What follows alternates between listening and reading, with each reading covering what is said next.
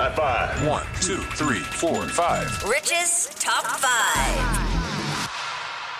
All right, Jay Felly back in our Los Angeles studios, giving my music, my little soundtrack to get me going here. Once I get started, it's tough to stop.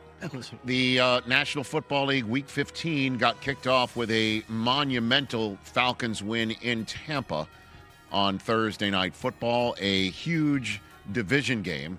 These are not to be taken lightly, these division games that happen at this point forward. Anything can happen.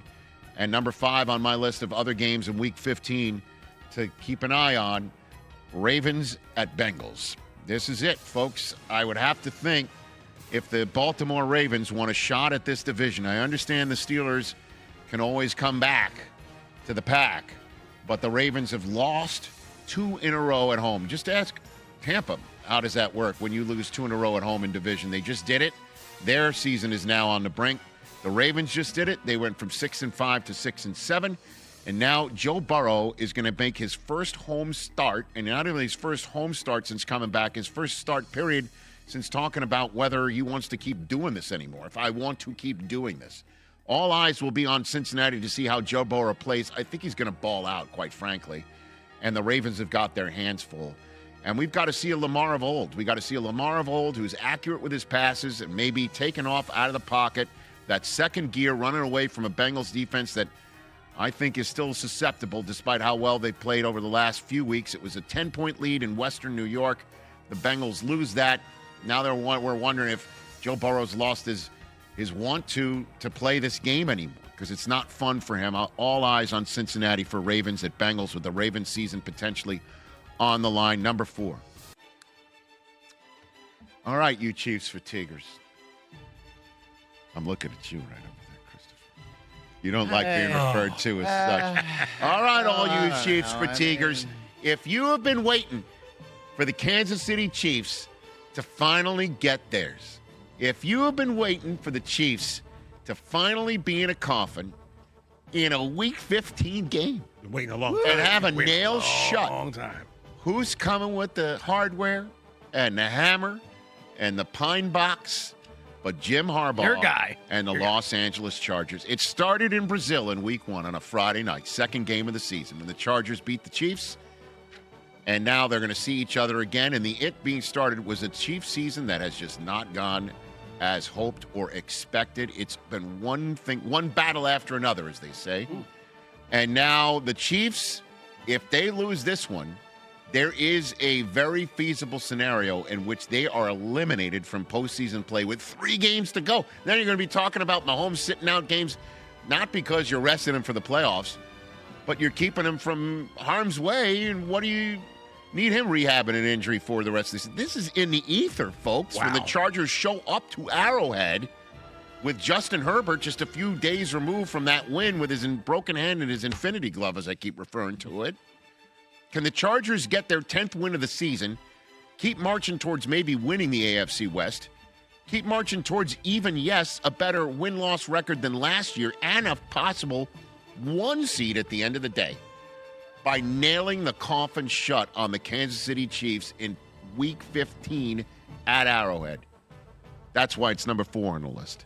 Number 3 on the list. Whose house is it going to be on Sunday? Rams. Are you going to the game? Are you going to the game? No. All right. Rich. You're not going either. I can't. I'm going to the final game. All right, so I'm going there's to four people in Honolulu Blue in this stadium will know who it's for, right? Incorrect. Okay, you gave it to some LA fans? Correct. All right. I didn't. This guy over there. You with your Dodger hat, your Yankee Dodger hat, your schmecky hat. Lions at Rams. Let's go. Let's go. Ooh. Let's go. Gonna be great. I mean, Rams, 5 days after this one, have a trip to Seattle to kick off Week 16. Woo. All right? Big stretch. And the Seattle Seahawks have potentially Phillip Rivers at home. So Rams need it. Lions really need it. Lions need to keep winning games and hope the Bears lose some games, or just enough for when the Lions to go into Soldier Field to stay close enough to the Bears in that Week 18 game to try and win that one, sweep the Bears, and get in the playoffs. Just monumental.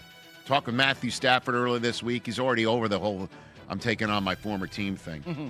But these teams, it's always fun when they face each other, and it's going to be great in Los Angeles, number 2 on the list. keep talking about, hey, who's going to nail the coffin shut on the Chiefs? It's already shut on them for their division. They're not winning their 10th straight division, which means the 11 straight AFC East titles for the New England Patriots. That record is safe.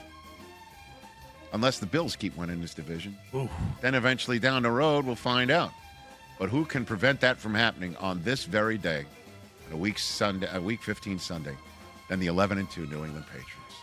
Are they ready, willing, and able to do that? Oh, good job, Rich. Okay, let's go. he's fired up. Get the duck boat He's batteries fired up. Drake, May, let's go. Drake, May. Here we go. This is going to be a blast. Oh, my God.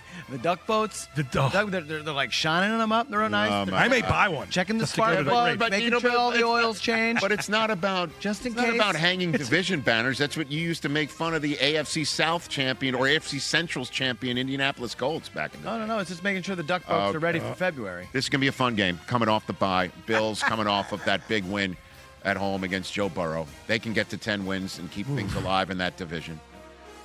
Number one, though, is Packers-Broncos. Can't wait.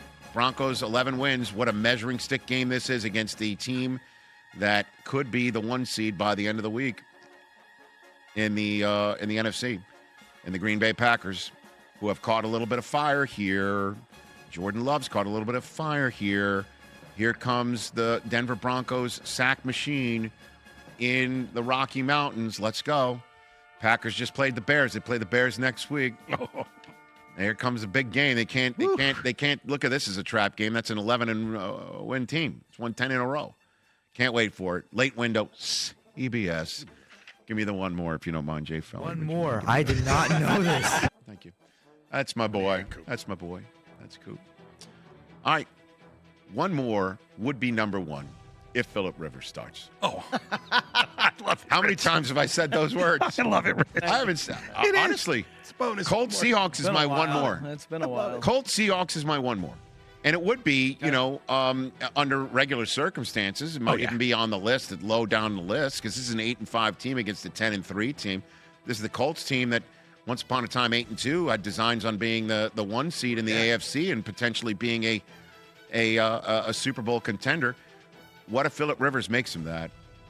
And then there's the Seahawks, who need it, taking on the Rams next week. Very rarely have I done this and have the one more be the game that could be number one overall if one person starts.